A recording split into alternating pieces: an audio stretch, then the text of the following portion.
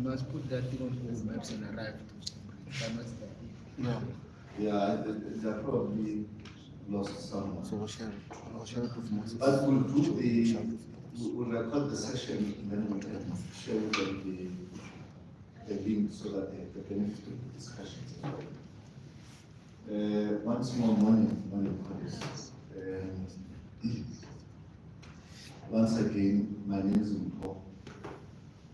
I'm with colleagues from SRCs, Sifu, we call her Madiba. She's responsible for Stakeholder in the University SRCs, and TD, who is responsible for support for universities. We have taken a role when we were entering by the door. Attendance, but completed it okay. But hopefully as we go along, the colleagues will join us. But today's session, just by way of recapping and getting us to the same understanding. Today's meeting is a continuation of the last meeting we had in Kempton Park, right? Yeah, Kempton Park. It's a continuation of that meeting. By resolution of that meeting, we agreed that we will continue today, specifically focused on student accommodation. So today's conversation is strictly on student accommodation. There may be other issues we want to follow up on. The colleagues are here to help clarify if there are any other issues that needs to be followed up. So I thought the first thing that we must do, just to set the scene, to help us with the conversation as we go along, so that we don't veer away from what the thinking of NSFAS is and where that thinking originally is from. We're locating the discussion on private student accommodation in the legislation of the PSA system. We don't want to go outside of the PSA system because then it makes the conversation vulnerable to different interpretation. That's important for us. I just want to make this connection so that we are in the same line. All of you who have been following the discussion in the history of the PSA system, there's this thing that always comes up, the transformation of the higher education system. It's a buzzword that has been used for over a long period of time. Everything gets plugged to that buzzword. What does this thing called transformation of higher education mean actually? So there are two things that are important there that you find under transformation of higher education, which is access and success. We all know about that. The debates over time about access and success also introduced a couple of caveats. One of them is with respect to access. Black students either exit early in the system or overstay in the system. Yeah? They either exit early or overstay in the system. If they stay in the system, they stay longer. So a person who's supposed to do a 3-year program will do 5 or 6 years in the system. That is linked to the history of our country because of the different quantile levels and the state of readiness to get into a system, succeed in the system. And over time, we've looked at participation rate on the basis of race. You'll see if you compare the participation rate of black students and their white counterparts, the white counterparts will finish the schooling system earlier than our black students because of the history where we come from. So accommodation is a component that supports access and success. Okay? So it's located there. For you to be able to access the system when you come from the rural side, you don't have a place to stay. There must be a place where you stay so that you are able to continue with your learning. But for you to access additional support because of the difficulties of transiting in the system, you must be closer to additional academic support where you succeed. So this is why we say we look at accommodation as a site for learning. It's linked to that access and success debate.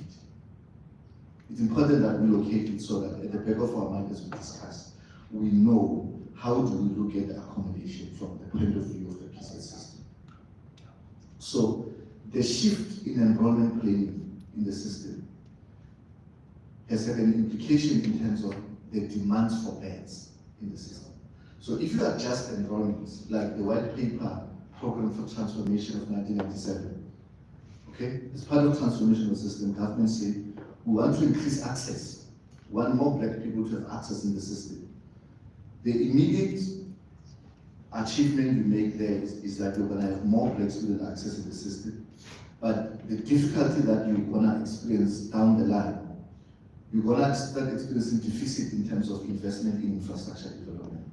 And this is why you see the shortfall of student accommodation in the system, which then triggered the emergence of private student accommodation. So that's why we have too many private student accommodation now in the system, which still don't match the numbers in the system. The demand is up. So it has triggered that investment of student accommodation. It's because of the policy decisions which were made much earlier by the implications in the enrollment numbers today. So we must not lose context of when we talk about accommodation, we see it as a site for learning, as a site for teaching. But the people who invest in accommodation, they look at it as a commercial interest. We see it as a site for teaching and learning. So we've got to balance the two at all times. The colleagues from UKZN, I don't know if they're here. They're not here. One of the things they raised with us was, you are taking 6,000 beds from UKZN. The immediate downturn of it is that the university is disengaging academic support, the RAs and other support systems that we provide. The long-term implication of it would be, you see it in the numbers of graduation rate, success, pass rate, because that support is meaningful to the continued success of students. So we move from that premise when we talk about accommodation. It's important that we do that. If we don't change that position and how we understand it, it's easier then to have easier conversations going forward because we've located what it means. So this is just a literature for you to follow through on the history of the PSET system and how accommodation comes about in those discussions. I'll give you the slides. You can do the reading on your own. Now, NSFAS, in essence, is a form of government investment to development of the future skills that we require. Okay, so the component of accommodation, we say it must be decent, it must be affordable, it must be accessible. But because it's a commercial interest from a different point of view, you're always going to have a battle with fixing the rates. Because some people are looking at it as a commercial interest. But we're looking at it as a site for learning, that's why we're fixing it at a specific rate. So that contestation is going to be there. Students from UP says to us, they've got to do a top-up over and above what NSFAS pays. And those that cannot carry the top-up, it follows years later when they're supposed to leave, they now owe the landlords who now sometimes retain their possessions. So part of the conversation is we have to insist on an affordable accommodation so that we don't have the other wing that has commercial interest driving the price because of their interest is commercial. Then it loses its meaning. It creates a sense of vulnerability for a student who comes from disadvantaged background.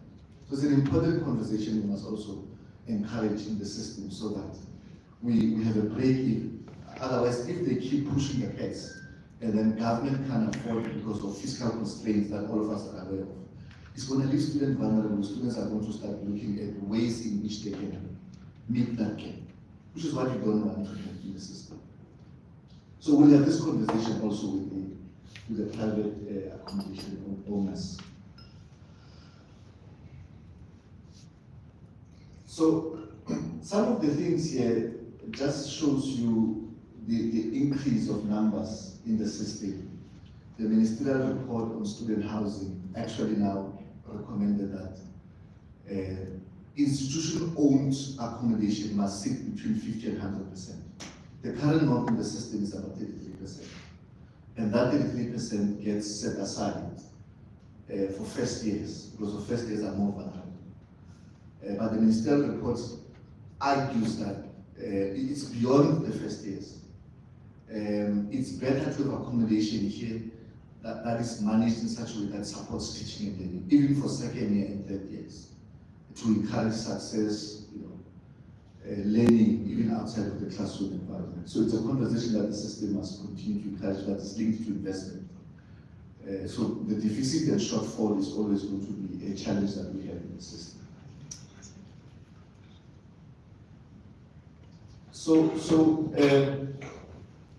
I will share this note with you, colleagues, just for reading, and the planned South leadership, the planned workshop that we are going to have in December with all accommodation people in the country. Want to have a conversation with everybody. We think it will be valuable that part of that planning starts with these conversations and reflections here, what the thinking of the student leadership is. So as you know, in 2023, NSFAS initiated a pilot, a study. And the study has got a lot of history, how the study came about. Some of that history includes student leaders who have complained about the way private student accommodation is managed at institutions. We're in Parliament last week and this thing resurfaced again. Student leaders complained that there are a lot of issues there in the management of private accommodation that potentially undermines the real purpose of what this thing is. And that necessitated a conversation about exploring ways in which private accommodation can then be managed at NSFAS. But for NSFAS to manage it, NSFAS also needed to have an understanding of what this thing is. And that's why a pilot, we have the pilot. So we have this pilot that happened, launched in 2023, that has helped us to have full appreciation of the nuances around managing of private accommodation. You have been very helpful in helping us understand the difficulties in the management of private student accommodation. The owners of properties also have said to us, these are our grievances about this thing. Institutions themselves have said to us, these are our grievances about it. So we have an opportunity to have a bigger picture of what this thing is and what are the challenges and how do we then resolve these challenges and have a student accommodation model, because the private student accommodation investment in private student accommodation is a reality that is going to be with us for a long time. For as long as there's this big deficit in the system on the demand of beds vis-a-vis affordability to invest. So they're going to be around.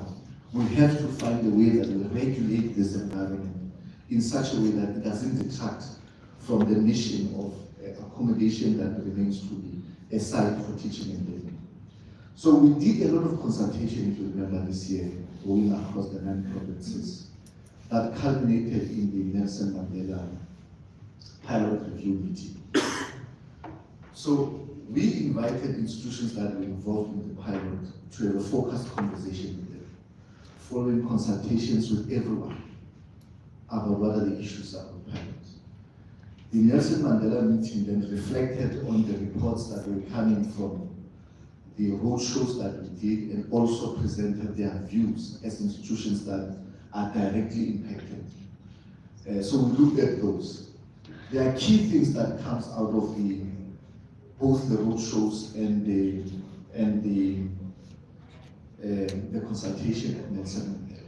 It's a key resolution that come out of them, which NSFAS says these are resolutions that we can implement for the NSFAS student accommodation project. So this reconciles the barrage of submissions, comments, advices that we've received from all stakeholders. The first one, of course, is once you start doing a review of a pilot, of a learning exercise, you then take a decision that I'm done with the pilot. I now need to know what are the lessons out of the pilot. So we've now taken a decision to end the pilot. Okay? We've ended the pilot, but its purpose was to learn, to understand what this thing is. So we've ended the pilot. We are now implementing what we call NSFAS Student Accommodation Project. Okay? Under the pilot, implementing NSFAS student accommodation project. Coupled to that, we have agreed on the instrument of accreditation that must be implemented across the system. Different people have said to us, one of the problems that we have is that there's no standard accreditation instrument. Many people have got different instruments of accreditation. So how the instrument is developed, whether by NSFAS or by institutions, this instrument must be linked to the norms and standards. There's no instrument that can be outside of the norms and standards. And this is why some of you say to us, there are places that were accredited that are not fit to accommodate students. Either accredited by us or accredited by institutions, but these properties are not fit to accommodate students, are not fit for teaching and learning. Remember that accommodation is a site for them. These properties are not fit for them. So the first thing we needed to rectify is to develop an instrument that is going to be used by everybody to accredit. It makes it easy to audit when there's a dispute. So we've now approved that instrument.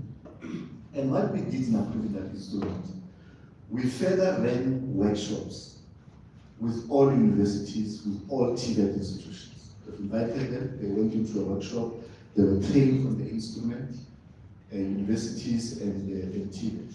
We've extended to our colleagues in the TVET, and as you know, one of the thing that sits very differently between TVETs and universities is that universities can accredit, but TVET institutions can't accredit.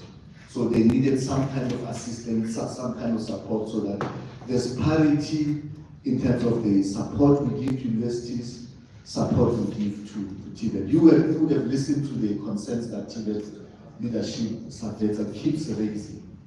The SG of Saveza keeps saying, we're treating them as stepchildren in how we do things from time to time. So we're trying to make sure that we have a system that is fair and consistent for everybody. We don't have different set of rules for this group, a different set of rules for that. So we've implemented that decision alongside the implementation of the instrument. There are a lot of accommodation providers that are not accredited in the system. And some of them we hear, they literally go to institutions to take students or take rents to take students. They don't know the status of the students, whether they are funded or not. Okay? They take them to their properties. They are also not accredited. Later on, you learn that there's a dispute somewhere in the system. A landlord has evicted students, or a landlord has not been paid. In terms of NSFAS process, if you are a beneficiary of the accommodation allowance, there's no lease of accommodation against your name. We then pay you that accommodation allowance. But then you find that you are staying at the second accommodation, and there's no lease. You are getting money for accommodation. That money for accommodation, you don't pass it to the accommodation owner. And as a result, the accommodation owner then evicts. And then in the public, as it comes, NSFAS did not pay.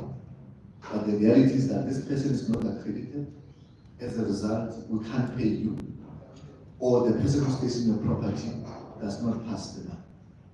So one of the things we must communicate very clearly to everybody for 2025 is that if you are not accredited by NSFAS, you cannot accommodate students. You cannot accommodate students if you are not accredited by NSFAS. There's all recognized by NSFAS, and I want to explain that. The norms and standards makes a set of requirements about who must be accredited. But we have places in South Africa where there is no property in those areas that meet the norms and standards, especially in the rural side. And it affects the TVET colleagues more than universities. So you go to a place, you can't find a property that you can accredit in terms of our requirements. But there are students there who must find a place to stay. Okay? We want to find a way in which those providers in those areas must be recognized, must be required, so that we know where our students stay. And where possible, we can have a direct engagement with the landlord.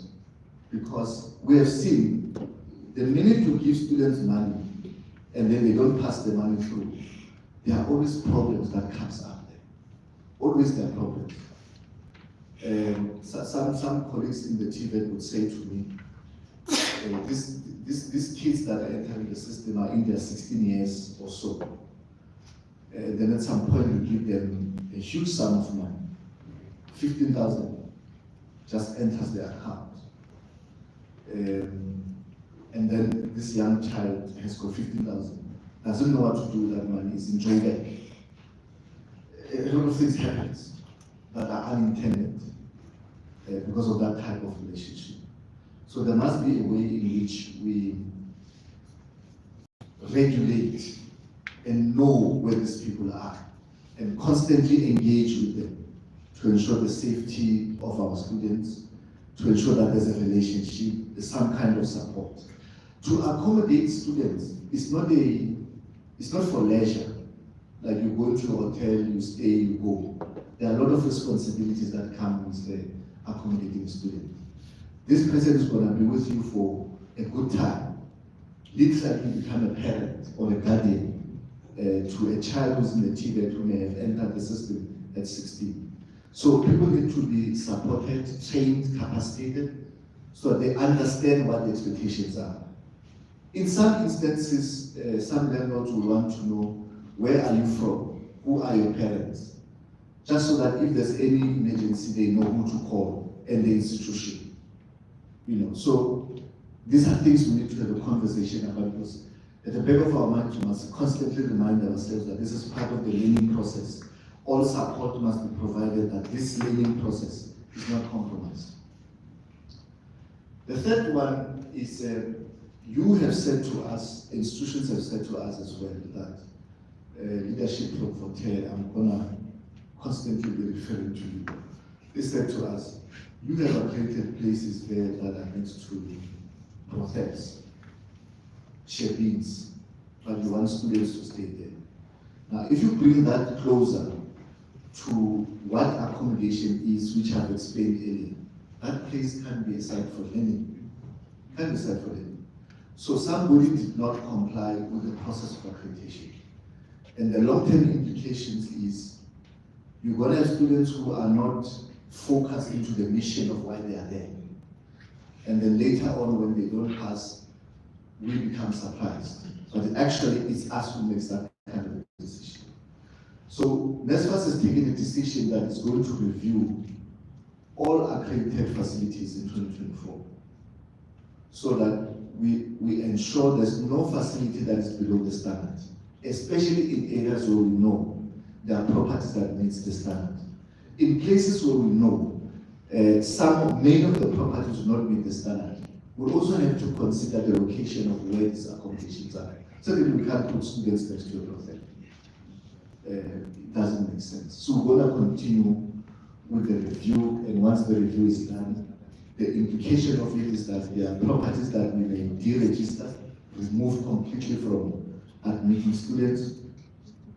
There are further steps that we can take because there are different kind of allegations that we are receiving about this accreditation process.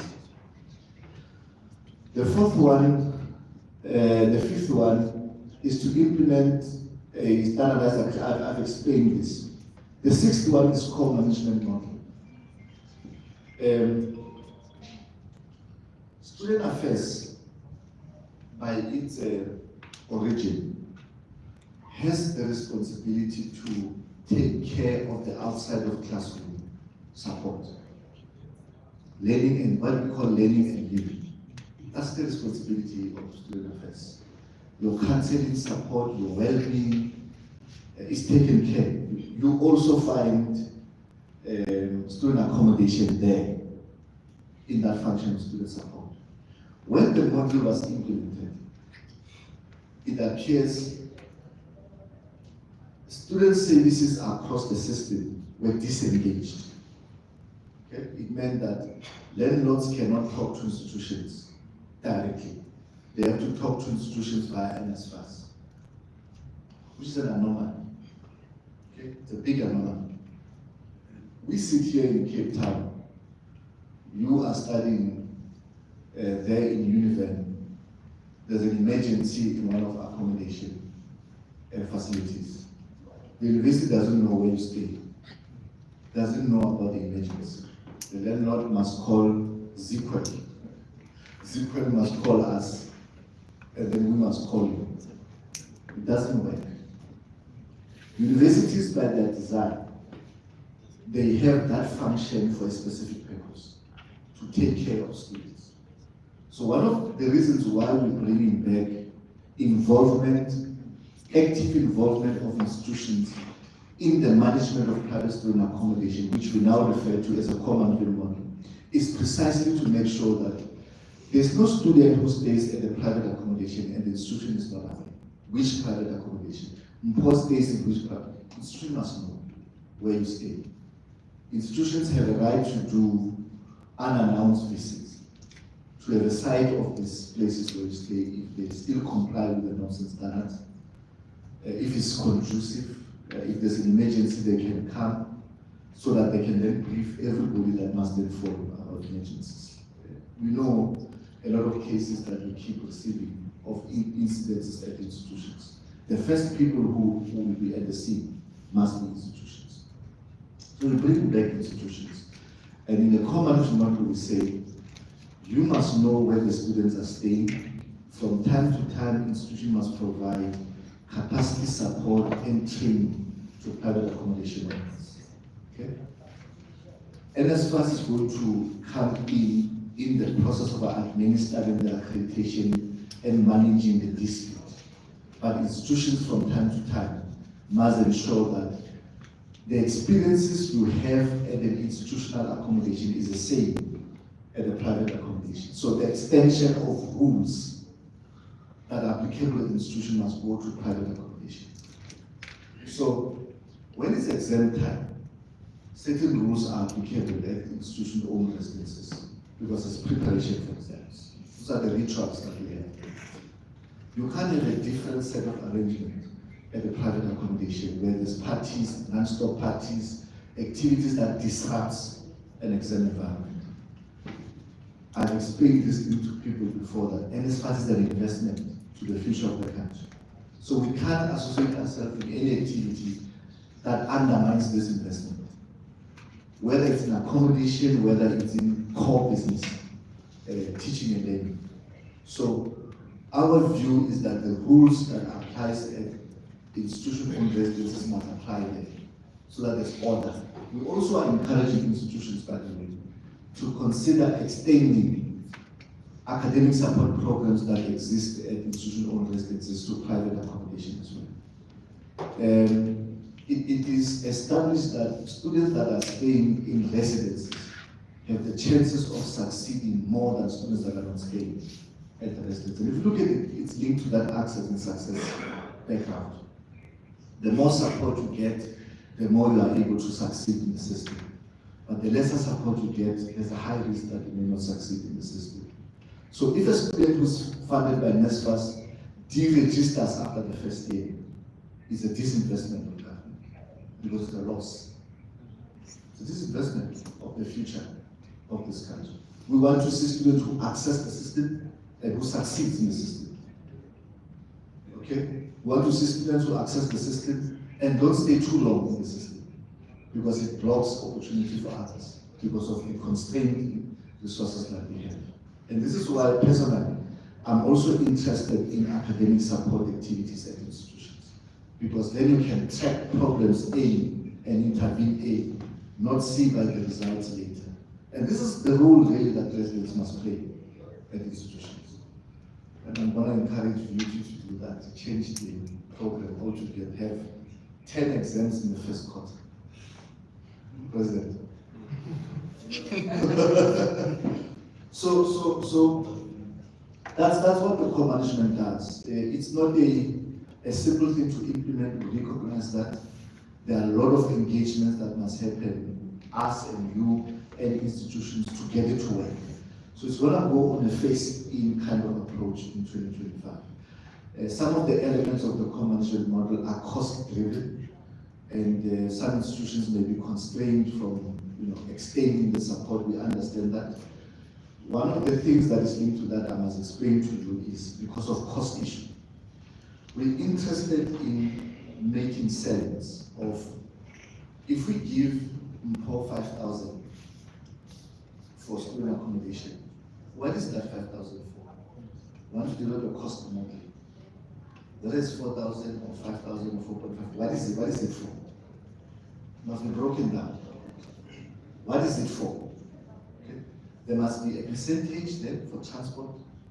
All the key drivers that are in the norms and standards must find themselves there. Those that support learning, transport issue, there's a wellness issue, which is part of the support you get from learning and living. If you want electricity, add what, some landlords are saying, we don't have a way in which we regulate electricity usage. It gets overused. There must be a way in which we have agreed, arrangement that this is what your package is for now, both for electricity and water, because if the cost go beyond what this money can pay for, it then attracts these top-ups because of the cost of living that affects all of us. So we want to have a conversation about that cost modeling, including transport. There are different models of transport that are implemented by different institutions, depending on the circumstances. So we need to have that conversation with all of you, so that when that cost modeling comes up, we have all of us consider it very carefully and appreciate what this thing is. Because all of us, we see the importance of academic support at residences. It comes at a cost. Some institutions want to do it, but because it's linked to the cost, there's no money to carry it. How do we provide for it in this 5,000 or 4.5 or 4.1? Because ultimately, that is linked to access and success. We can't lose sight of that consistently. It's important that we have a conversation around that. At Nelson Mandela, there's a model on the transport system. The university has had a conversation with the Taxi Association and developed their own model of transport that transports students of the university, and the Transport Association has to benefit one or the other. It manages a lot of problems.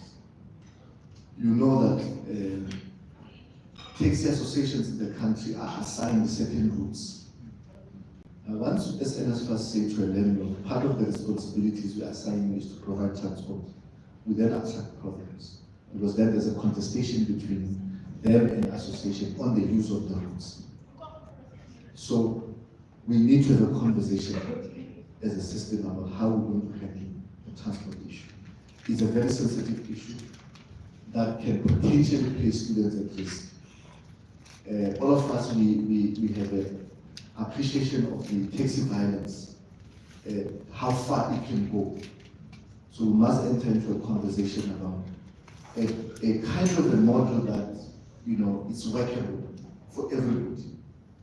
We have looked at the Nelson Mandela model as one of the models. At UKZN, we advise that we think the private accommodation owners must plug into the university transport. You use a model, a fixed model, then cost-subsidizing model for other costs not associated to teaching and learning, support cost drivers. We use a cost-subsidizing model. So we've said to the university must just help us understand what are the percentages they deduct for transport and for support, so that those percentages, NSFAS can direct them straight to the institution. And then it lessens the burden in terms of managing unnecessary tensions, that should encourage teaching. So transport is a serious issue that we need to talk about and have a solution for it for the system. We are preparing ourselves for accreditation of new beds for 2025. There's a consultation that is happening there. there should be an announcement, hopefully before end of next week. So these are going to be new beds that must be loaded in the system. These new beds are going to be accredited in terms of the new instrument which we agreed to at NSM. One of the things we do in the new instrument this time around, we are insistent that every team that is going to go out and start doing accreditation, there must be a person who comes from student affairs, who understands living and learning. There must be a person who has got a technical background to say to us, this structure is fit for occupation and use. There must be a person who can look at compliance, municipal compliance, electrification, certification that this complies. There must be a student leader who's there to make sure that, from the perspective of student, this process is fair. Then we don't have issues. But over and above that, we're setting up an appeal structure. If anybody feels aggrieved about this process, they can then use this appeal structure, either to say, I believe I should have gotten A, but they gave me B, or I should have gotten B, but they gave me C. So there's going to be an appeal structure, also which is going to be attended to by independent people from the teams that are involved in the process. One of the things that you have raised with us throughout your study, NSFAS does not have capacity to handle the pilot because of delays in payment issues, the data management issue. You have a student who moves from here to there, can't be accounted for. In some places I hear some people were paid wrongly, that type of situation. So we've taken that to heart as well. The administrator is working on making sure that the accommodation unit is capacitated to be able to discharge this responsibility. So what we have done, mindful of this advice, we have said to the system, all institutions that have lease agreements that are expiring this year, these are lease agreements that we would have taken on as NSFAS, implementing this model. Institutions must make their own arrangements. We're not coming in. They must make their own arrangements while we sort out capacity issues at NSFAS on student accommodation. We're retaining the same numbers that we had in the pilot in 2024. So if in the pilot we had about 10 people, in 2025 we'll have 10 people. Of course, due to exit in the system, some students would have left, graduated, and whatever, that number is going to go down. The only number that we added is new beds for 2025. So new beds are constituted by enrollment target of 2025. And if we get about 224,000 target for universities for next year, some percentage of those people are going to be NSFAS funded and accommodation funded. So it's just a small number that we will onboard as part of the new accreditation for 2025. Because we want to sort out capacity issues. And we want to avoid a situation where we are overwhelmed because of the size of the population. So, having drawn from these advices and heard the things that you have said to us, we also decided to do a more focused consultation, which we have just concluded last week. So, we met with the registrars of all universities. We met with the CFOs. We met with the CIOs of institutions. The conversation with the registrars was, we are asking universities to agree with us on a timeline of submission of results for continuing students. So if you say the 15th of December, all universities should have uploaded the results of all students. What that does, it gives us time to process your results. If you have progressed, when you arrive in January, your status is funded because you've processed results. There's no issues with you. The implication of receiving results late is exactly what leads to status issues and funding issues not being clear. So I've asked them that at a certain point in the year, the team is still going to issue letters to vice chancellors to confirm the decisions that we've agreed into with the registers. We've also asked them that in 2025, would appreciate it if they can load registration data daily. Not end of February or end of March, daily. So if you register on the 13th of January, at the end of that day, that data must be loaded with NSFAS. The NSFAS has an opportunity to make decisions about your status. And then you don't find yourself caught up with delayed allowances or other things. It makes things easier. But also the benefit of it is that when you approach a landlord, and because of interface discussions we're now having with the CIOs, we're going to be giving all accredited landlords an opportunity to have access to view your status, okay, on time. That you have registered at UCT, your data was submitted on the same day, within a specific time, 24, 48 hours, NSFAS has updated the system. And the landlord can see that this is funding. That data is going to be available between the landlord, the universities, and us. We've also paid attention to this issue of statuses that are changing, that delays decisions and keeps you in the system unfunded for too long. The ICT team is working on that to make sure in 2025 we don't have that problem. We then met with the CFOs as well to talk to them about the plan for disbursements for 2025. The students who come from health and sciences profession, your MBCHBs and others, met with us. There's a union of them met with us and said to us, from second year upwards, they start the academic program around the 5th, the 6th of January. They stay in the institution. And between that time until all of you arrive, there's no formal support for them. They've got to find a way of surviving in the system. University of Mpumalanga says to us, we have real students that also gets deployed to places that can be accredited, because you never know where you're going to be deployed for where. It's dependent on an opportunity. When the opportunity arises, I mean, you really never know. They say to us, now how do we deal with accommodation? Because these places are not accredited.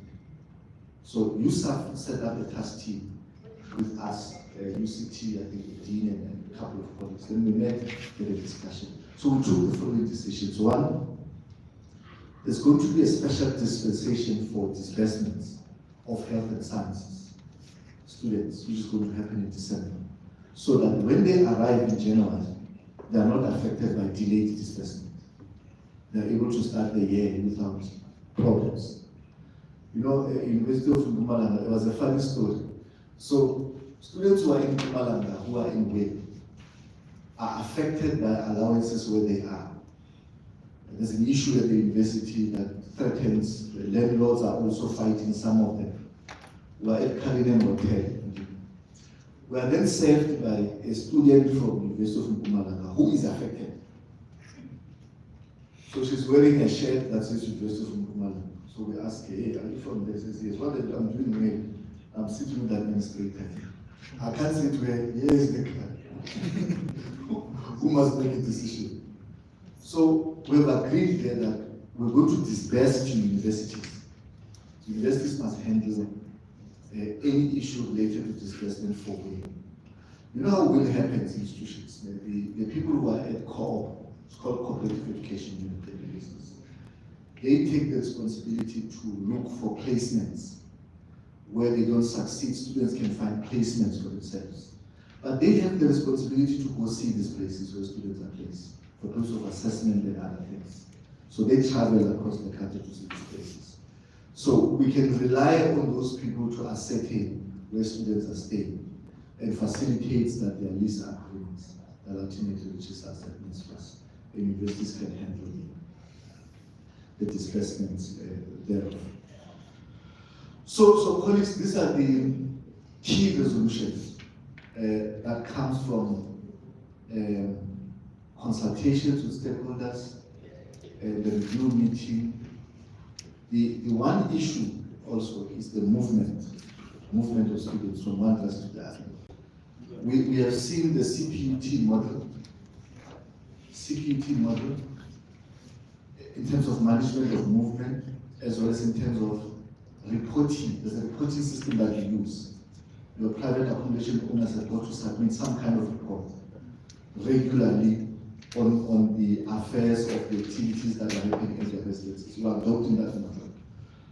So what's going to happen, and this is what we're proposing. If Mpo wants to move from this rest to that rest, I will complete the form and give residents why I want to move. Residents can differ, safety issues or other issues, but the institution then assesses this business. If there's a need to investigate this business, they can investigate this business. There will always be a last line of appeal for a student, which is NSFAS, if you're not happy about the outcome.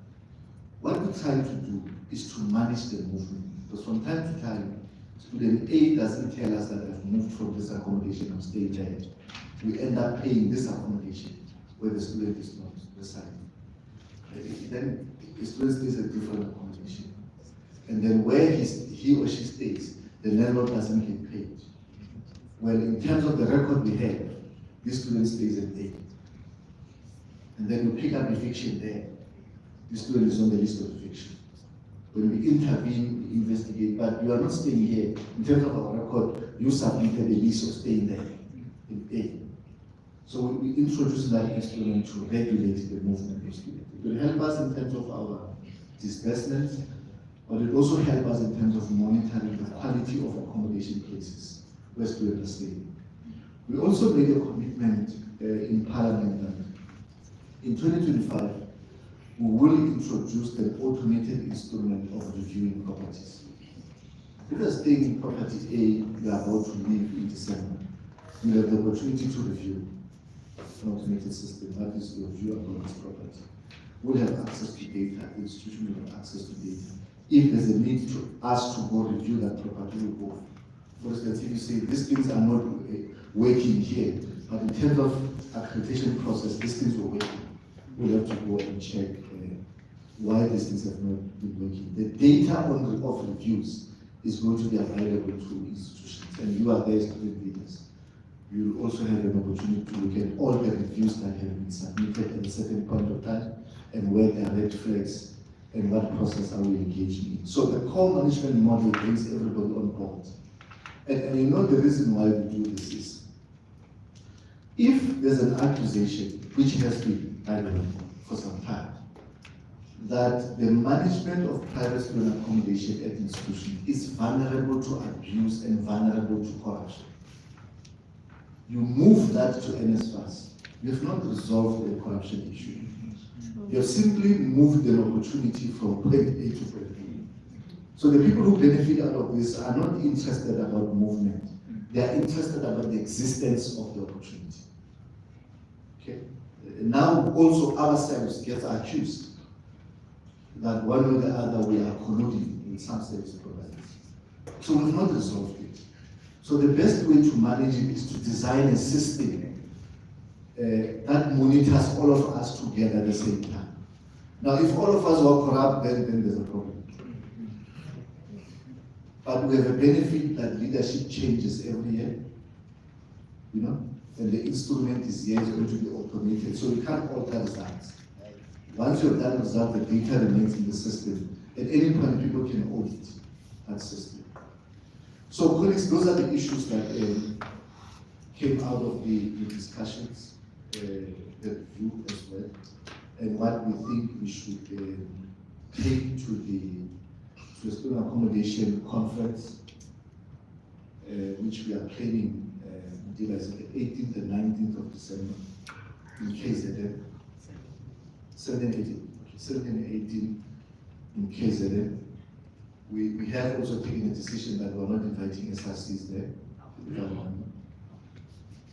It's going to be us and the landlords, because we have consulted you. That's the problem. You are here. No, We are limited. you can't discuss students without student leaders. That's the problem. It can never happen. We are the ones who can send And you're our going to message. invite us. Because you're going to paraphrase what we've discussed. Discuss students without student leaders. How? Who's representing students?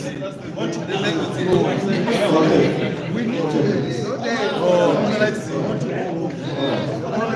Discuss students. Welcome to colleagues from DT. There are others that just arrived now. Who else arrived now? UKZN. From UKZ, from Western. Okay. The department is here. Our principals are here from DHT. Our employers are here. Well, welcome colleagues from DHT. Welcome. Who else are list? The student leadership in that What meeting. is it? UKZN. Oh, the leadership from 17 one KZN. I'm acknowledging you now. You're here. I'm not acknowledging. Now I'm acknowledging you. Come back to the same I will never do that. I know my limitations. I will never do that. So colleagues, I'm joking about not inviting Mr. I was just listening to appetite. We have an appetite. I'm not playing, yeah. Not joking. I'm joking. You'll all be invited. Not joking. Leadership must see other provinces. No, it's not about progress. It's not about It's not a Not problem. joking. Serious, yeah. Let me then invite you for comments, for questions, for advice. Yes. Leadership, your name was up. Yes, I'd like to speak to us. Oh, yeah. 1, 2, 3, 4, 5, 6, 7, 8. Don't worry. What? Your students must see you.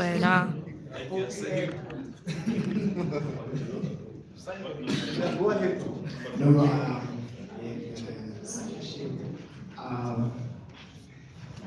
before we even comment and ask questions, can we please, one of the students please do not of having a caucus, just 10 minutes, we need that time. Okay. Please. Let's go and focus. But the proposal, we must allow us to whether we are accepting yes or not accepting. It's a motion. No, I thought I was part of that caucus. There's a proposal for a caucus.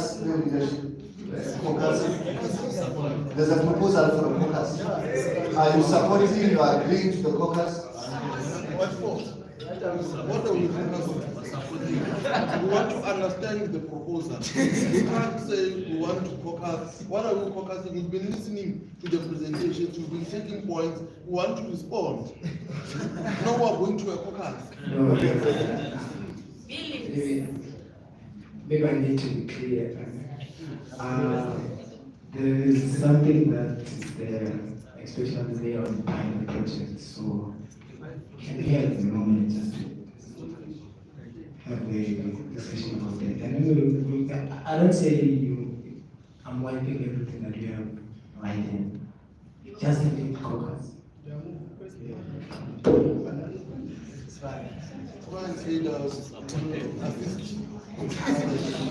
So, okay, how much time do you have? Or it's 11:30, so you need less than? Can you borrow the mic?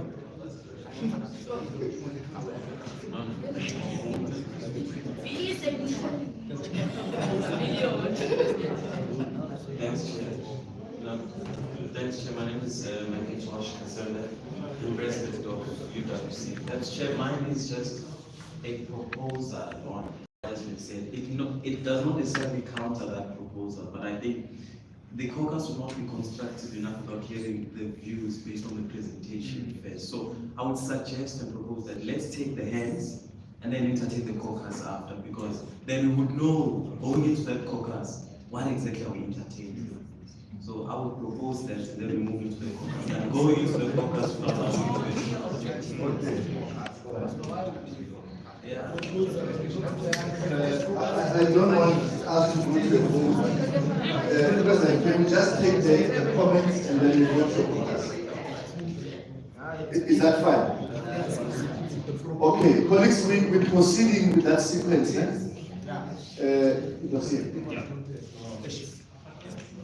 Mr. Mike. Recently, by receiving my classmate. No, go ahead. No, thank you very much. Speaking is Ngusi Sobayeni, the Secretary General of the University of Gauteng. And we have a couple of questions in relation to what has been presented.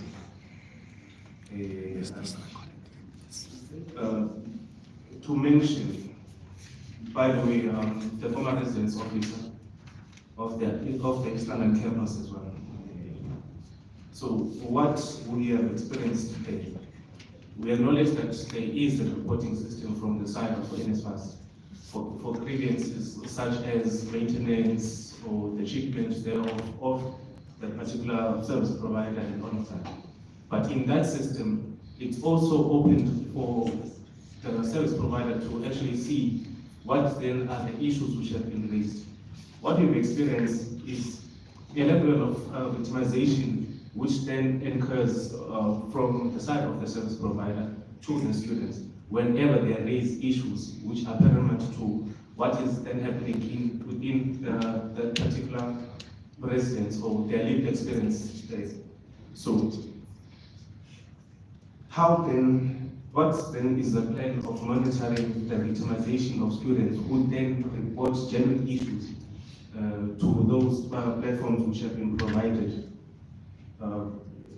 Secondly, I still need to get an understanding because there are those talks which then speak about the movement of students within residences. But the response which we are getting is not a response which is adequate enough to then take back to the constituency of which I am leading, or us as SRC we are leading. How is it going to be logged in a sense that once a student onboards to residence A, they cannot move for the remainder of the year, or they can move upon condition, and what are those conditions that would subject someone to be able to move to a different accommodation? I think some of the questions or the queries which I've noted, they haven't responded to. It's just those two key fundamental questions on my side for now. Thank you. Number 3.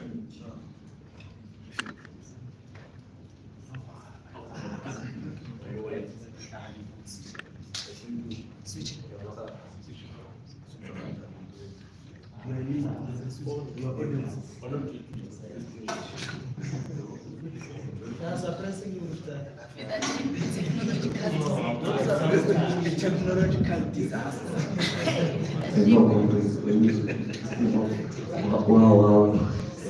So, no, thank you very much. My name is Sawamirondo, I'm the president of University.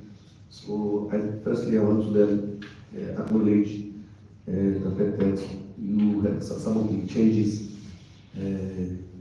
are in line with what we then proposed to you. But mine is that to check it, you said that you are ending the pilot project. So my question would be, you have never presented to us evidence of the success or the failures of a pilot project, and you are implementing a new national student accommodation project without any tangible evidence as to whether the thing was successful or not. So the main reason for the pilot project was to test the system, but now we are testing.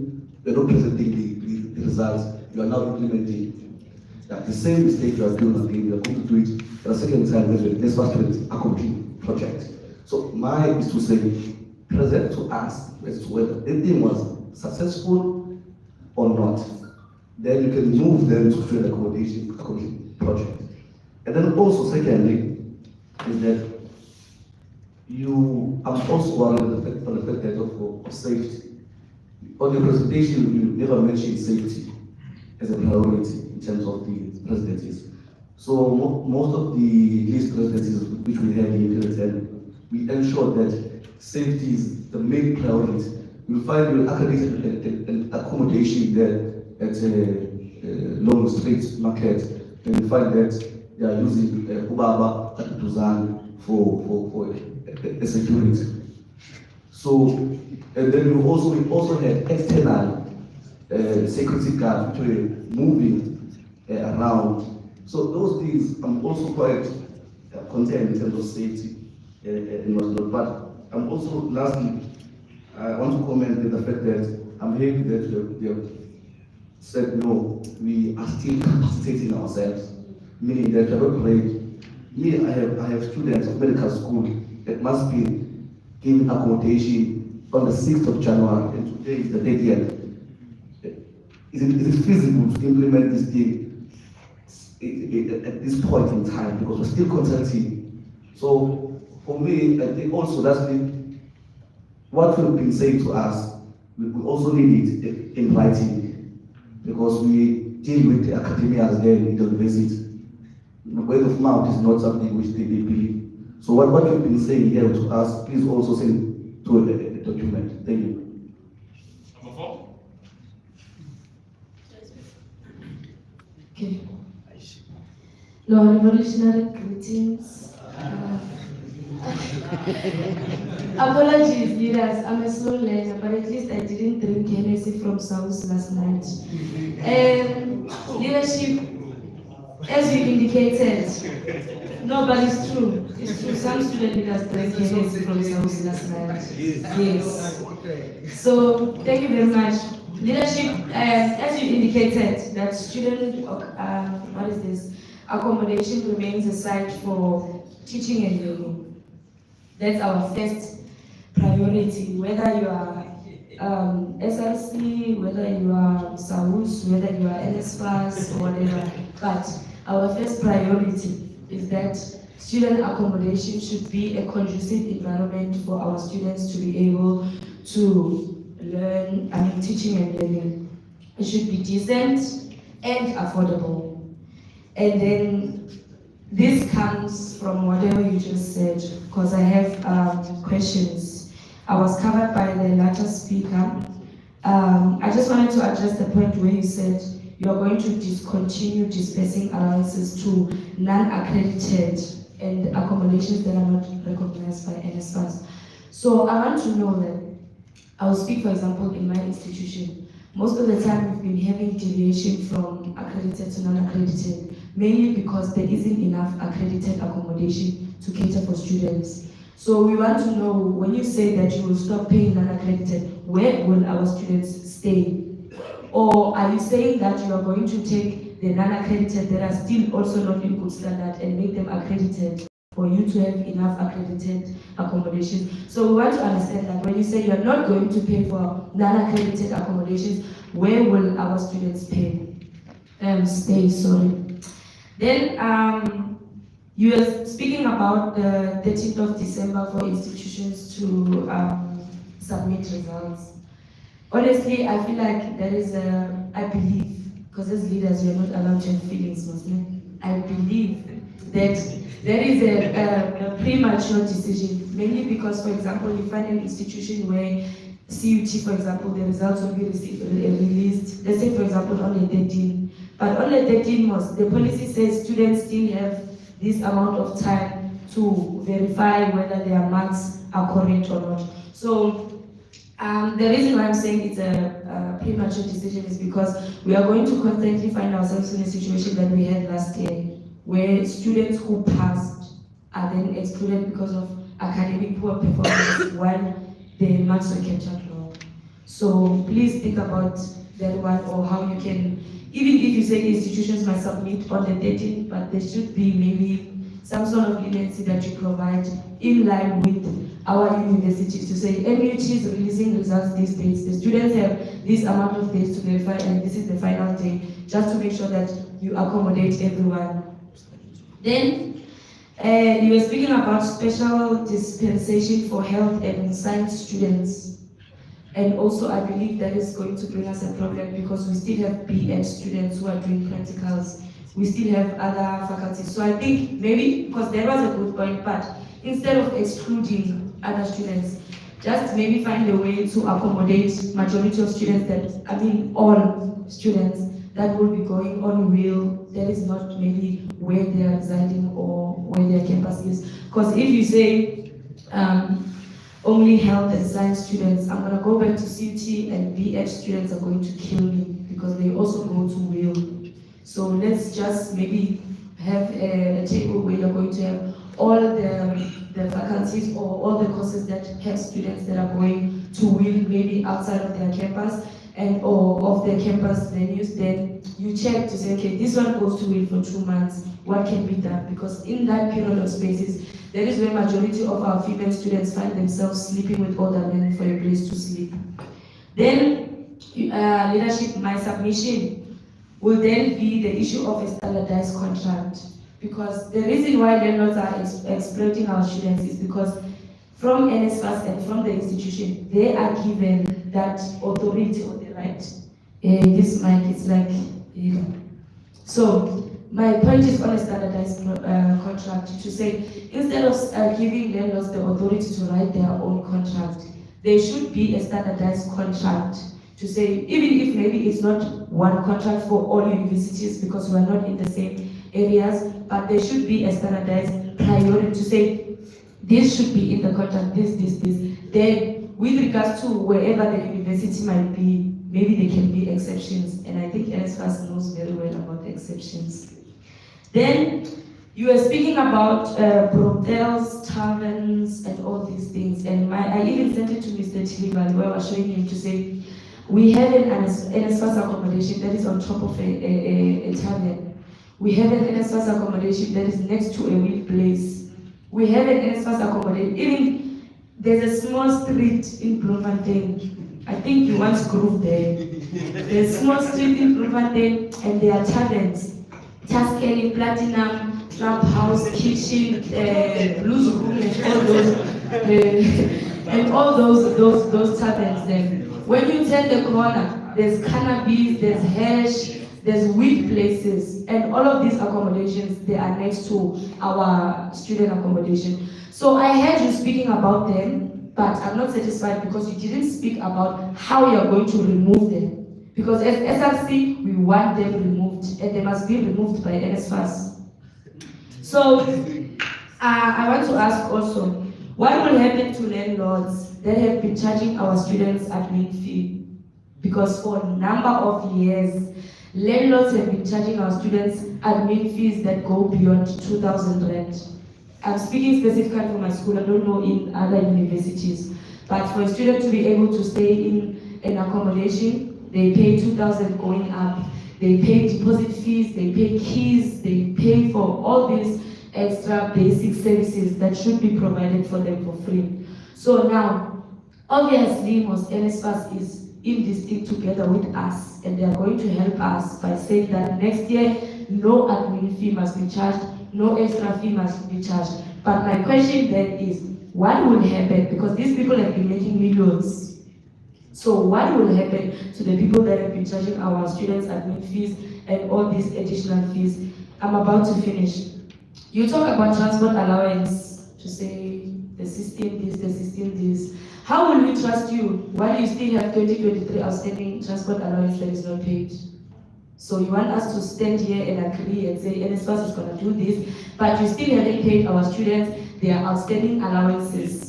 So I was saying transport specifically because you were speaking about a student transport model that will be consulted by these people, but my question is, how do you close this book without finishing the previous chapter?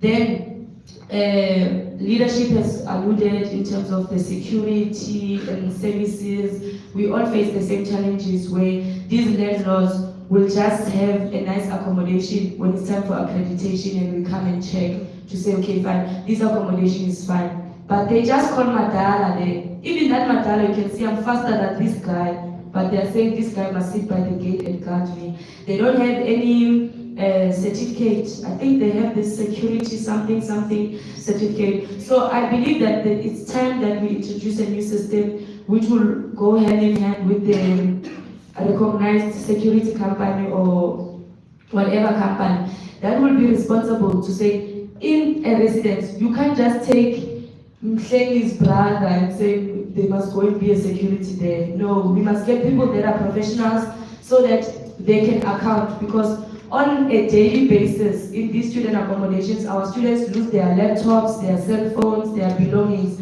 and the accommodation doesn't take accountability of that. So that is another problem. Then, with regards to the corruptions at school, because you said that it's not like if they move the accreditation from CUT, for example, to NSFAS, they are going to change or the issues will be solved, because you'll be just moving the opportunity from one place to another.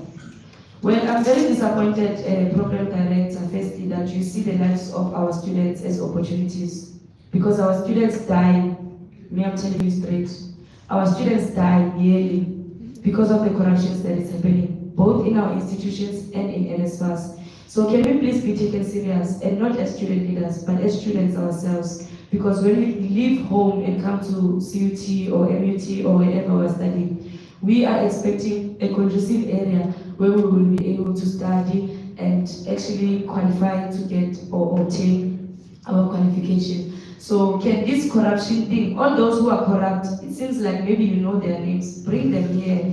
Me, I will shout them somewhere there and say this and this and this and this is corrupt, but it can't be that NSFAS is aware that there's corruption happening and they're just saying, yeah, it's happening. So can we please be assisted there? And also, we still didn't forget about appeals. So after this thing, can we also discuss other matters? Because now we're still on accommodation. That's why I will not deviate. Thank you. Otherwise, you want to discuss it. No, thank you, Chair. My name is Prosper from the University of Mpumalanga. I have a few questions.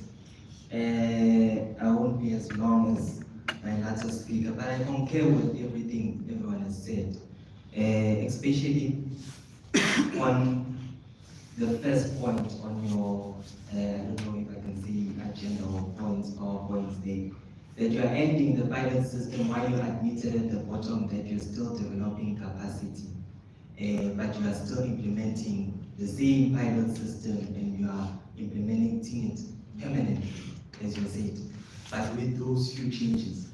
And I have concerns with some of the changes. One which would be, what is the plan that you have for reviewing this accommodation? I'll speak of the University of Mpumalanga, over 500 residences. Even if you were saying you are going to review one rest per day in a year, you'd still not cover them. So what is the plan in ensuring that you review thoroughly and ensure that all those residences meet the standardized accreditation instrument?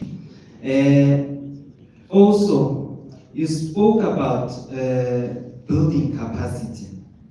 How is NSFAS planning to increase capacity before 2025?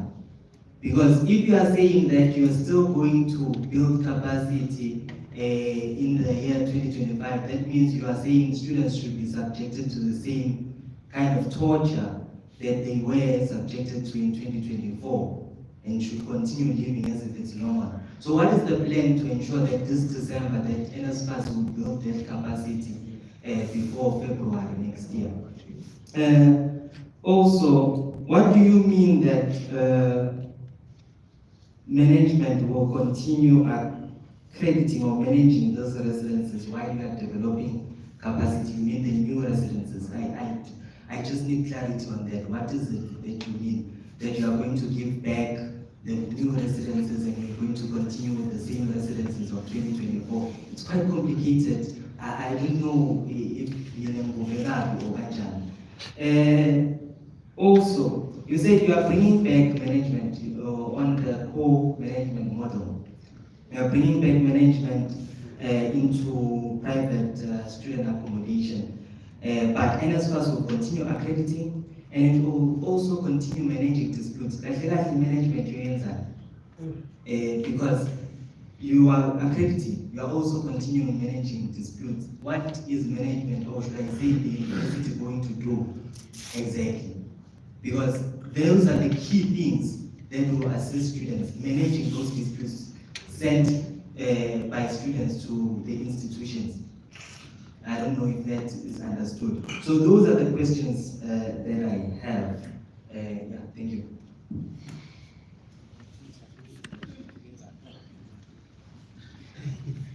No, thanks, Chair, and for the presentation. The latter speakers, I can say I am in agreement with what they have submitted so far.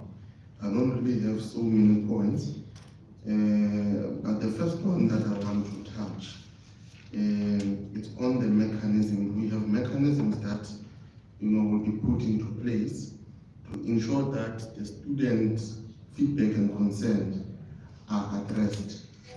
Because we find ourselves in a situation where, for example, I'll speak about my university. The University of Johannesburg will do its own proceedings in terms of accreditation, and then you find out that NSFAS as well is accrediting residences. When the issues and challenges faced in the residences that are accredited by NSFAS, the university will distance itself and say, no, this accommodation was accredited by NSFAS. So all the issues that students are facing, they must direct them to NSFAS. And we did indicate that that hotline of NSFAS that we are calling year in, year out, day by day, it is not working, we are not getting any response from it. Now, secondly, I want to touch on the health and science students that will receive their allowances in January. I think that is a really good initiative. But at the same time, just to mirror my view with the submission of the comrades, not colleague, the education students as well, they do have their practicals or will integrated learning. Also, they will need the financial support similarly to what the health and science students will be receiving. But my question there, I want to understand, since they will be receiving these allowances or support from January, will it be increased from 10 months to 12 months? Because from my understanding is that in the University of Johannesburg, our allowances we receive them for 10 months. It's from, I think it's January to February to November. So I just want to know what is going to change there in terms of the duration. There's a lot challenges, issues that we have mentioned in terms of students receiving their allowances or accommodation allowances through a third party. It could be a university. I think that the Funza Lushaka Bazar pays directly to the students. They receive their allowances, meal allowances, and then they still receive their accommodation. So I would make a proposal for us to not be in a mess where students are fighting with landlord because maybe the university has not paid or maybe NSFAS has not paid. Students must just directly receive their allowances from NSFAS and pay for their own accommodation. I think we won't really even need this capacity that we must increase in NSFAS because they will be doing half of the job. Another point just I want to submit. It's the norms and standards that you spoke about. You spoke about a university, I just don't remember which one, in a rural area, of course, where there's a need of accommodation, there's a need of roofs, and then the university itself, it is not capacitated. So you find out that we are accrediting residences or houses or back rooms that don't really meet the norms and standards. I think that is where our problem will start, and these other provinces will come and say, but you've accredited that side, and this residence does not really meet these norms and standards. So I'm proposing that NSFAS must in fact assist those accommodation in rural areas to at least develop their residences so that it can be a conducive space for students to study in. The last one I want to submit is the appeal processes.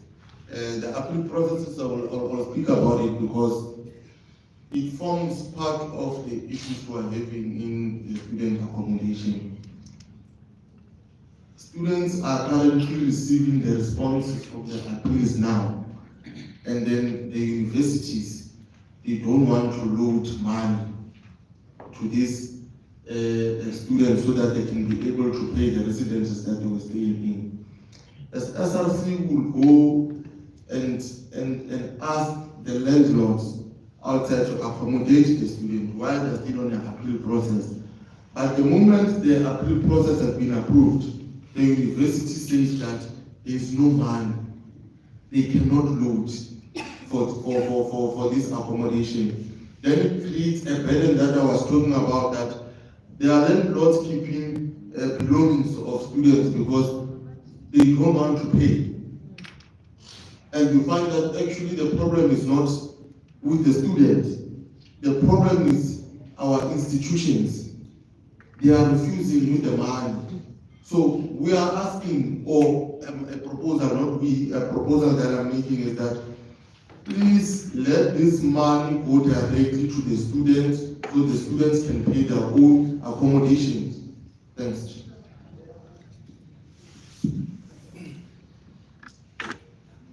Thanks, Chair. So, firstly, I do want to make a disclaimer that I do not intend to be long. I think the questions that have been covered are far more fundamental that I think we'll have to exhaust. One of the first things I want to say is that, and it's on a different light, I'm quite impressed with the plans that NSFAS has.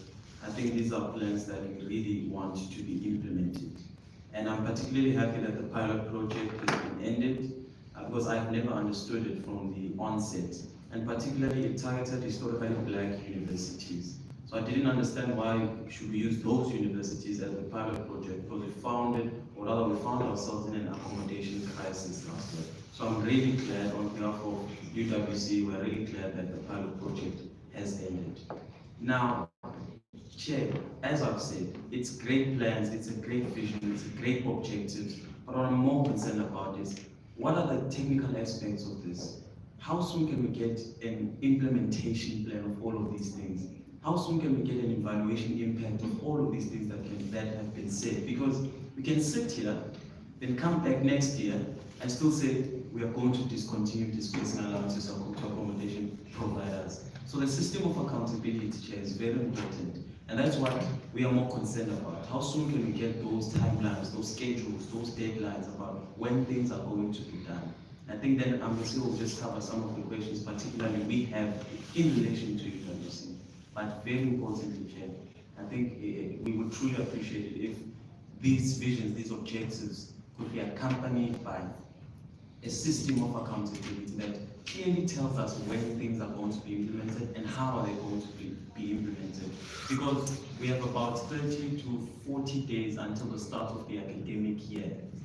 So I think it's very important that we address those issues and we know exactly what are we stepping into in 2025. Are we implementing all of these things all at once, or are there certain things that are only going to be implemented in the beginning or in the middle of the year, whilst other things will be implemented at the end of the year? Then the others, we can definitely go right through them in the beginning of the year. Thanks. Thank you very much for the session. The question I have is that you said that you have accreditation of new beds for 2024. We need statistics as to how many beds have you accumulated and have you accredited so far. We also want to know where are these bed spaces that you have accredited, because For example, at University, I'm sure you've never been a Bella, and yet you're saying that you've accredited new bed spaces, whereas you've never been there, and you do not make sure, you're not actually precise as to the proximity and how safe that environment is, yet you're saying that you've probably accredited new bed spaces in Bella. So I would just like you to be precise and transparent about the number of bed spaces you've accredited so far. We also want to find out where these bed spaces and exactly which institutions and which areas that they are allocated. Thank you. Thank you, Chair. The name is Kamil Rozwani, the President of Northwest University.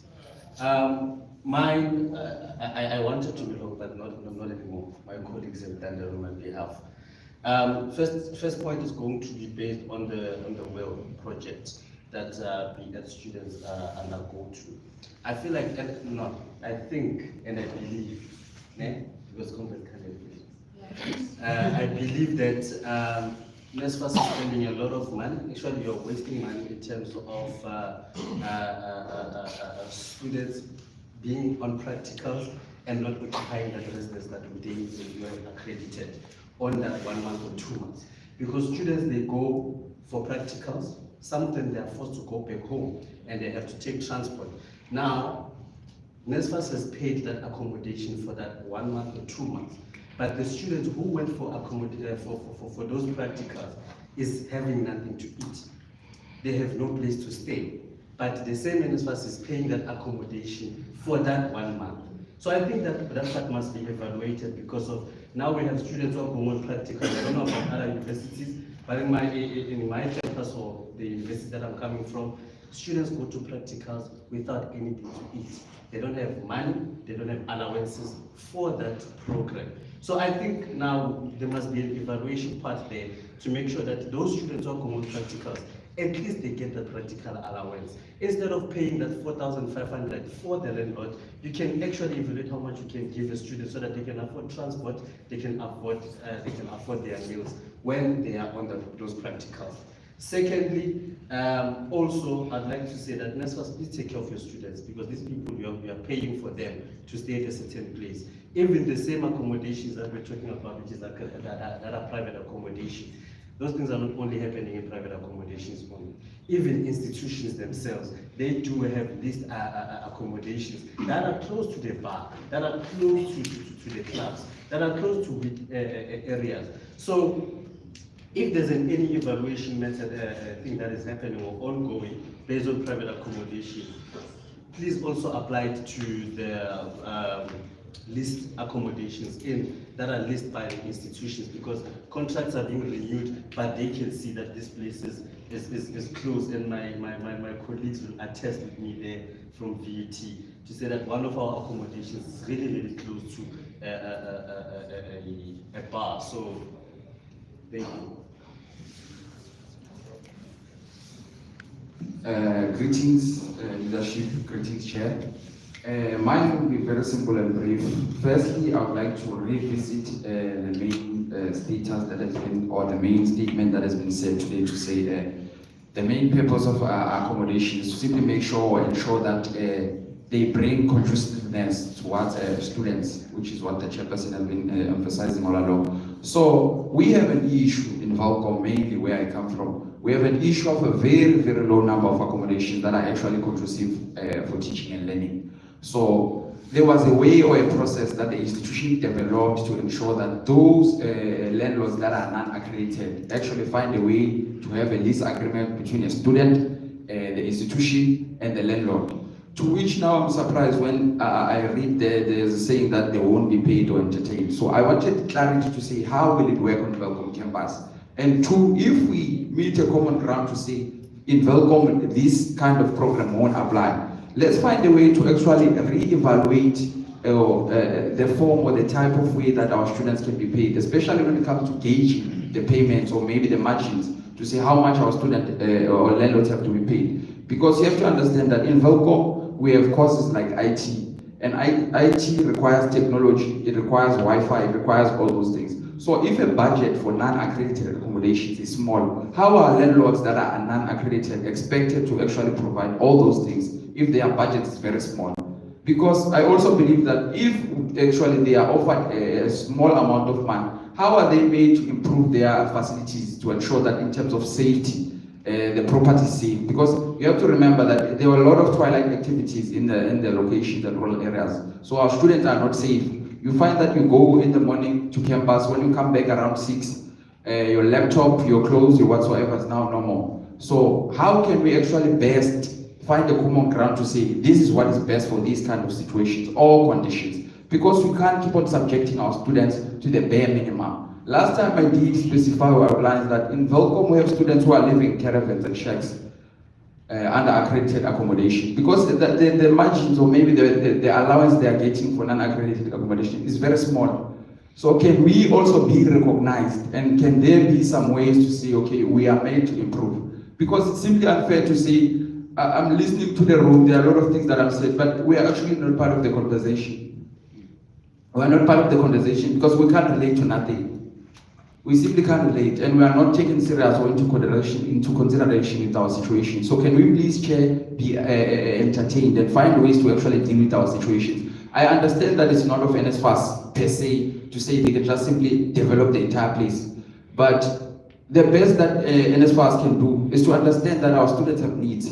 They have to ensure that in that budget there's security, there's Wi-Fi, and all other things that the student can actually need. For an example, if I stay in a location like Velcom, I need to travel to campus. So when I have to travel to campus, in a rainy day, I'm writing a test or I'm writing an exam, the landlord at least can provide something for me to get transport. If that budget is small, how would the landlord simply provide transport allowances? So it's unfair that we are actually treated that way when I check. Can we please just have means or ways to actually address that issue?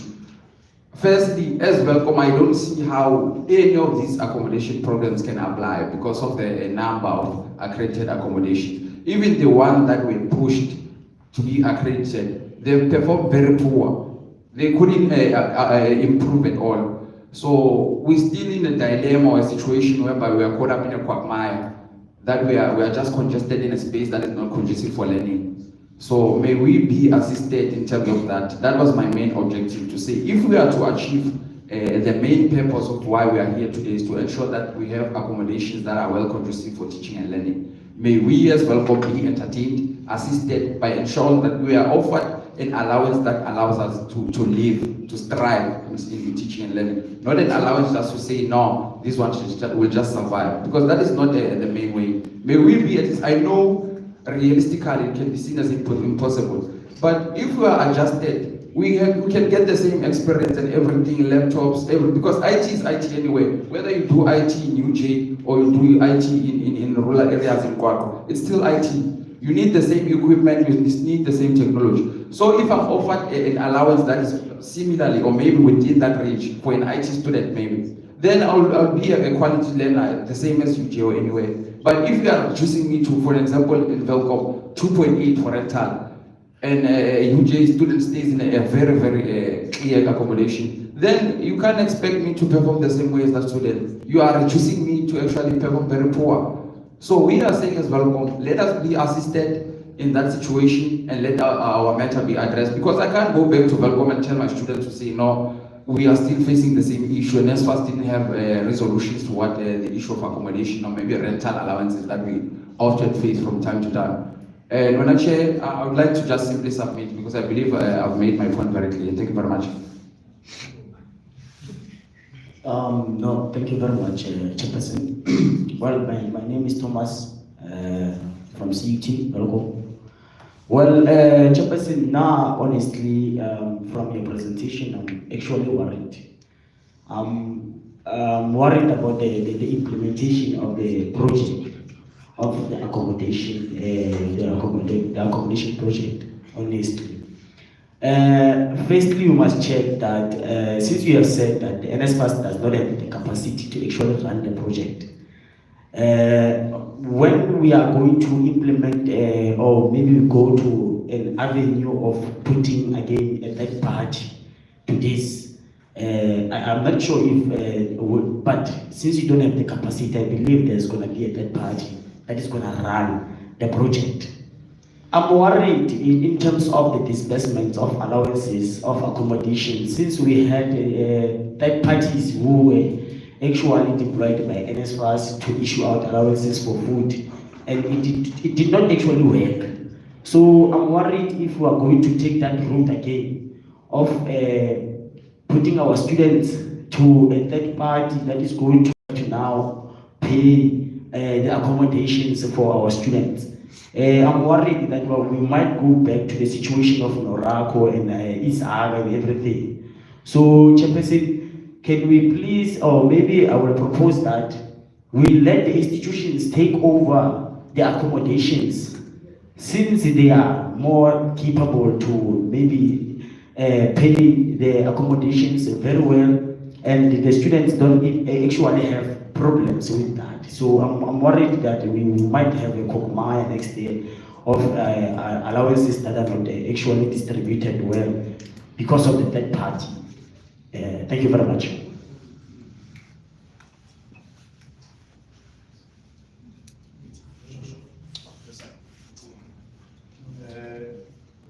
Just a minute. Just a minute. We had the first round. Otherwise, it's questions that are triggered by other questions.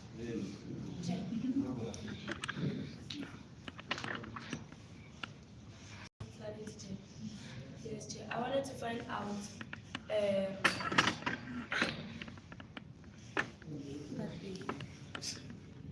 Yes, Chair. I wanted to find out, and I stand to be corrected. But if I was to say NSFAS must stand in front now and say the questions that we asked individually, I don't know if they'll be able to do that because I don't see a scribe specifically for the questions. So I don't know if we just wasted our energy or we are captured. I wanted to understand because there was no one that I saw that was specifically captured for the questions. Are they noted? Yes. Just say yes. But there are no one who was Sorry. Colleagues, you are in the first round. You did not ask. But leadership asked in front of you. You let the mic pass. Chairperson, his hand was not up. I was number one, number two, and we moved aside. Okay, it's fine. We'll ask. It's fine. So second round only have two hands. The two of you. Chair, there are other hands. Okay, 4. Also ask, please. 5. Okay. You can't ask another question. I can ask anything. Okay, 6 hands. Can we close it there? But President, you are the first person to speak. Number one. But Chair, we're being suppressed here. By whom? By you. Okay. Wow. It's fine. Okay. Chair, allow us. So Tilly, we only have 6 hands. Chair, can I ask Chair, if there's clarity, let's say maybe you answer. Let me respond but to you don't- questions. Yes. President. We had we agreed, we tabled something, everyone agreed, but now we are disputing what we agreed on. We stated that after these questions that were noted, we would go caucus, so let's respect Please that. finish the question. Okay.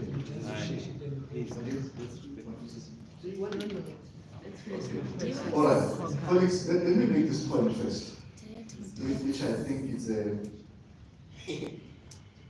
a problem that you may try to resolve, and I also think the generations after you must resolve. It has a history, this problem. So, a shift in policy direction in government doesn't find itself on its own. It's a product of pressure from interested parties. Okay? Any shift in policy. So the pilot is a product of pressure, interest from stakeholders that are concerned. And student leaders who raise these issues that we have concerns that the management of private student accommodation, where it is now, is problematic. It's student leaders. And you know how policy shift in the country. Public policy shift takes long because of consultations, because costs associated with implementation. Okay? Just a minute, I want to explain. But you are preambling. I'm answering this thing because there's a question here that links to all of that. But then it means you are given one question to answer out of the other question. You are given an opportunity to speak. Now you want to interfere with my opportunity to speak. But there's no direction. You are suppressing me Caucus, now. I was still counting is the second round of hands. I will close now to count. I'm responding to now the first responding question. to the question. I'm responding to the first question. Can you afford me that opportunity? Granted. Thank you, sir. So, if there's a transition of leadership from one point to the other, and there's no understanding of the issues that were raised by a leadership before, the likelihood that the new leadership will not have sight of the issues that were raised. So the cost that government spend in consulting on policy as a result of the concerns you've raised may be lost. Because if today we're sitting here, you don't see the value of the process, which is the product of consultations raised by yourselves, and we may change course again, it's a problem. Let me then go to some of the issues. The first issue about the victimization by service providers, I think it's for 10. Victimization by service providers. Obviously, we have to have a conversation as a system about it with institutions, so that institutions are also aware that there's this thing. I don't know how, for 10 they have a different system from one institution to the other. If you complain about a specific accommodation and the landlord have got access to see your complaint, and then you get victimized. It's not only a system issue, it may also involve relations between institutions and It's in the NSFAS portal. it's in the NSFAS portal. So the service providers have access to that, so they can see your complaint, Yes. you as a person. Yes. Okay. I think we have to take action about that. I was not aware of that. Then it creates vulnerability. Do you want to say something?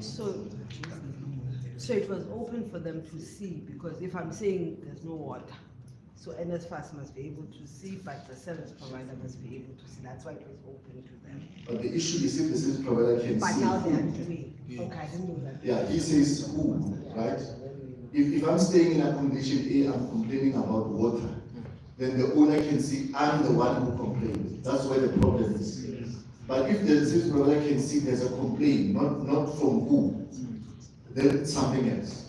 But Chairperson, because when you report on the NSFAS portal, you report even the room number if it's something which has to do with that particular room.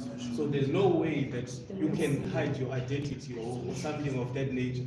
And once you report that issue on the NSFAS portal, what usually happens is that you are threatened by these service providers to then say that we are going to kick you out, you are causing trouble for us, we are going to deregister from the NSFAS pilot project. That's what usually happens. Or some students are then evicted from those residences, unlawfully so. Can I just maybe say this? One of the things we must do, as we discussed, we must also make suggestions so that we then look at how that suggestion can be implemented, what's going to be required for the implementation of the suggestion. So if, for instance, in your case, we say the purpose of why that system is there is for NSFAS to be aware that there's a concern, the landlord to be aware that there's a concern. How do we not lose that purpose, but also protect you, right? We can do that by saying, we then pull off the service providers from accessing the system. Then NSFAS must do its part. If there's a complaint, to follow up on that complaint, to manage the risk. Can something like that work? Of course, we're testing the solution, but we can go further to consultations to see how it works. You know, Chairperson of the session, that potentially will not work. How? Usually in the residences which universities house students, they have a level of control over what happens there. Universities? Yes. Okay. They have a level of control of what happens there. So now, these service providers in this system which is there, as my counterparts had alluded to, there's a lack of a relationship which is there between the university and the places which students stay. Giving the accommodation providers more power over the institution on what then happens. You find yourself as an SRC member being bundled entering into a residence which is accredited. For instance, these things which happen. All right. So there's no level of then accountability, leaving these service providers to do as they want. Okay. The issue there is that relationship between the institution and the service provider, which houses the students, which are the primary stakeholders of the institution itself. So that relationship is compromised. It's not there. It's not there. Okay, all right. I hear you. I hear you. The core management model, which is part of what we're responding to here, takes care of improving the working relationship. But I'm also interested with our team to further investigate the original risk you spoke about. Can I suggest that we go investigate this issue further to have a better understanding of what this is? Why not investigate?